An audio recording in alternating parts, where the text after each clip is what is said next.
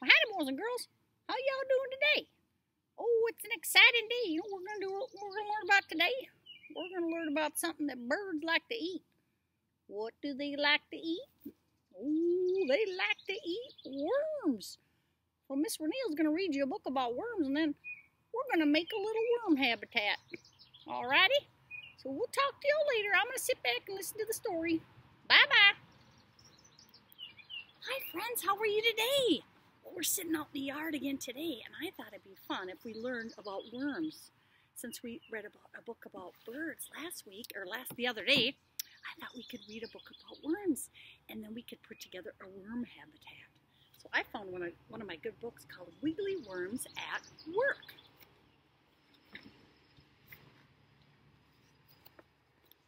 I'll get nice and tight so you can see the pictures, okay? Down in the ground under your feet, thousands of worms wiggle around flower bulbs and tunnel under trees. They twist and turn, eating almost anything in their way. These wiggly worms are at work. Farmers plow their fields to loosen the soil. Crumbly soil lets the roots of plants spread out to grow. Worms also loosen the soil as they wiggle along. They are called nature's plows. A worm twists and turns. They push aside loose soil. This creates tunnels. Air flows along these tunnels. Rainwater trickles down. Roots drink it up. Moist ground helps plant grow better. So worms help plants to grow. Worms tunnel in hard packed soil by swallowing it. The soil goes in the worm's mouth. It slides into the crop, then pushes down to the gizzard. Worms do not have teeth. Mussels, fine grains of sand, and small stones in their gizzard grind the soil. Worms digest leaf and plant bits that are found in soil. Just as you digest a salad, what's left passes through a worm's body and comes out its tail end in the form of pellets, called worm castings. These castings make good plant food. They help fruits and vegetables grow bigger and better. Sometimes worms crawl above ground. When they tunnel back down into the ground, they pull dead leaves and plants down with them. These plants make the soil better as they root.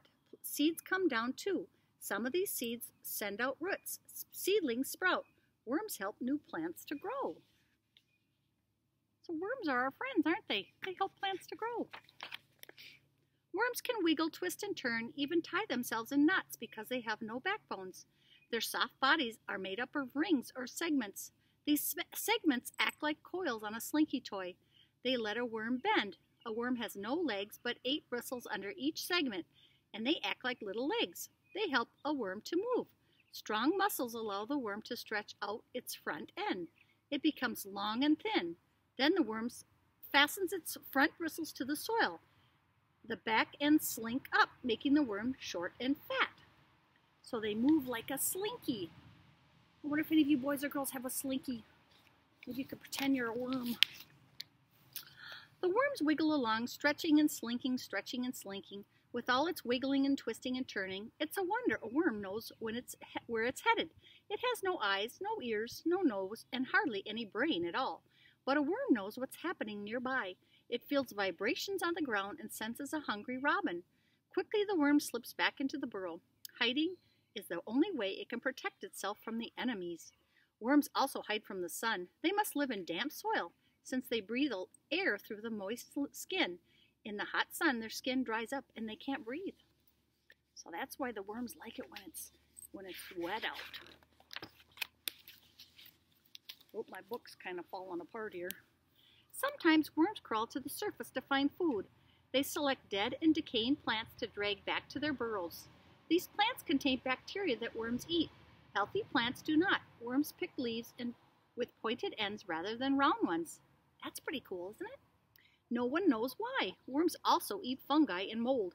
They slurp the hair-like strands of the mold the same way you might slurp strands of spaghetti. I'm afraid my chicken's going to eat my worms I got over here. Worms eat at the same entrance of their burrows. Then each worm covers any leftover plants with its castings. This pile of castings is called a midden. It happens it hides the top of the worm's burrow and acts like a door to keep out bad weather and rain. Oh, it's like a doorway for them. In spring, before the weather warms, worms wiggle to the surface to mate. Worms are different from most other animals. Each worm is both male and female, but each one still needs a mate. After mating, each worm crawls back into its burrow. When the weather cools, a ring-like cocoon forms near the head of each worm that has mated. Slowly, the worm begins to move backwards. The cocoon inches forward on the worm's body, just as a ring on your finger would move. The cocoon passes over openings into the worm's body. Up to 30 eggs slip out of the opening and into the cocoon. Oh, so it's got a cocoon, just like our caterpillars. In a few minutes, the cocoon slips off the worm's head, just as the ring would slip off your finger. The ends of the cocoon close. Inside the cocoon, the eggs are fertilized. Oh, so there's little baby worms in there. Here they go. In about 3 weeks, the eggs hatch. Out of about 30 eggs, only 3 or 4 wormlets emerge from each cocoon. They look like tiny pieces of cotton thread, less than an inch long, but they're fully developed, and worms live completely on their own. They don't need their parents' help. The wormlets inch along, finding bits of dead plants to eat, dragging them to the tunnels and covering any leftovers with their castings. They wiggle underground, loosening the soil and making tunnels. Every tiny wormlet helps the soil. Even the little guys. These babies grow fast. In 6 weeks, they are adult worms. In the winter, the soil near the surface freezes. The worms plug up the tunnels and move down to the warmer soil. They stay there until spring. Then they wiggle up, tunneling, twisting, and turning, and they're right under your feet again. Vegetables and flowers grow better. Trees grow better. Grass grows greener because there are thousands of worms wiggling at work. The end. So boys and girls, worms are our friends, aren't they? They do a lot for our world. They help the grass to grow and plants to grow. And they're good for fishing too. So I don't know if any of you guys are fisher people. You like to go fishing. It's fun to go digging worms. So I thought today it'd be kind of fun to make a worm habitat. And you could do this at home if mom or dad say it's okay. You just need a little house for them, a little habitat house to start. All right, so I've got my trusty old fish bowl. Alrighty here. And then what you do, let me make it so you can see here. Mr. Rooster, scoot over. All right, so you just layer their little house to make it. All right, so you can start with some dirt on the ground. Dirt on the bottom of it. And then you kind of layer it with some sand. And you can put in, remember they liked the leaves, so put some leaves in there. They like pointy-edged leaves better than round leaves. Yeah, and of course you got to get some worms. I found some worms, and then they're gonna get some more worms, and then you can watch how they live. It's kind of cool how they make their tunnels. And then you put some more dirt in there, and maybe some roots, and then some sand, and maybe some dried up leaves, so they got some more food to eat. Remember, they like the pointy leaves. And then layer it up, and I gotta find some more worms in here too. I know I dug. Now they probably went to the bottom. They like to go down deep. Let's see if we can find some more, and then you layer it up, all right? And you can, then you got to put some grass clippings in there too for them. Make sure they have some grass, all right? And then a little moisture, a little water. Not too much so you drown them. Remember, they don't like too much water. So friend, maybe you can make your own worm habitat at home. And you know what? Fun fact. A friend of mine was telling me that worms actually came over from Europe.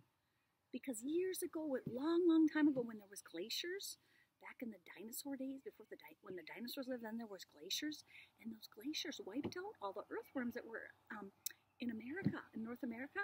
And then when the ships started coming from Europe and Asia, they brought over worms and introduced them again because all the other earthworms got killed off from the glaciers. So the earthworms came from Europe and Asia, and those are their ancestors, just like a lot of us. Our ancestors come from Europe. So I thought that came from Europe. So I thought that was pretty interesting. So worms are our friends. So why don't maybe you can go out and go look for some worms. It's going to rain later today. And worms, they like to come up after it rained. Remember, they don't want to be down too down in the soil when the rain comes, they'll drown them out, so they got to come up a little bit. So maybe you could go on a worm hunt and you can find some worms and make a worm habitat. And then, after a while, maybe you want to let them out loose, let them loose, or else maybe you can use them to go fishing. All right, friends. So have a great weekend, and maybe mom or dad will take you out fishing once you grow a bunch of worms. All right. So take care, friends. Bye-bye.